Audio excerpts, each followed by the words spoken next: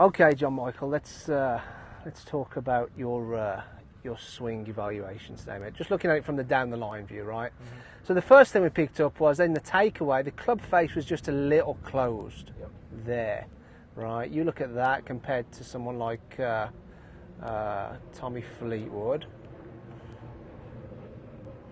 and you look how, yes, the toe is in front of the heel, but nowhere near as much. Sure. Right? Sure. And we'll show you your new swing with the better grip in a minute, right? But then, as we and you know, you got some really good stuff going on up to the top. Again, club face is a little closed look, sure. Compared to where Fleetwood gets it. So his club face, kind of the leading edge, is kind of parallel with his forearm, right? So besides some club face, arm structure, a little bit lacking in the turn, right? We didn't really kind of talk any deeper about that because we wanted to get a few other things, nail a few other things, right? So the big thing coming down was you just hanging back on that back foot, right? If we kind of get the pressure chart up here, yes, you eventually get the pressure back onto the left foot. However, when you look on the back foot there at impact, you're 70-30 on your front foot, so you got 30% of your pressure still on your back foot at impact, and 94 of it is on the heel, right? Whereas you look at Tommy Fleetwood as he comes down now, even there, look, his heel's starting to come off the ground. So much more off the ground at impact. Right there, right.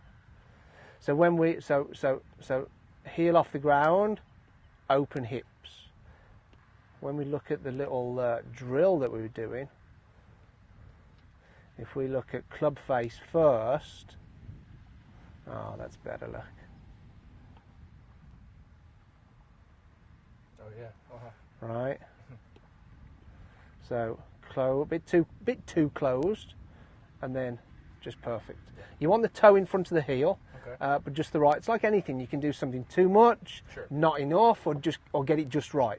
Sure. Most of the pros get it just right, right?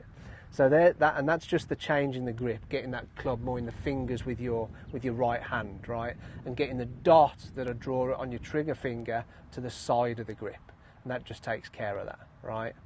So then what we're really working on coming down is being more dynamic with the lower body, right? So if we come down to maybe P6 and stop you there, still very much on your heel, right? If we get rid of all those lines, still on the heel here. So now what we're doing is this little step drill. So you step over the line, you start the swing, and then you step up back over the stick. So you're a little late on this one, right? The club's traveling a bit too far on the backswing before you actually start stamping it down. However, as you're doing it, you are getting the idea of getting on that left foot, getting the weight forward, and you can see in that position, right, the heel's starting to come off the ground, and the hips are much more open, right, and then much more open at impact. Look at the difference at impact, right?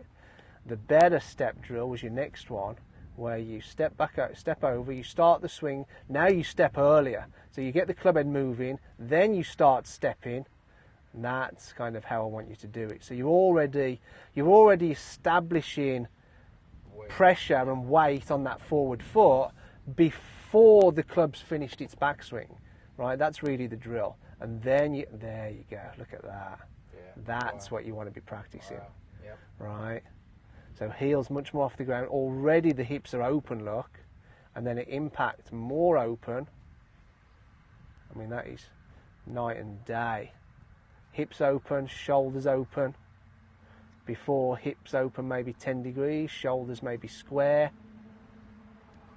That's miles better, much more dynamic. There's your finish with the heel over the toes, like we saw Tommy Fleetwood. There's your finish before with the heel barely getting off the ground. Yeah, very good, mate.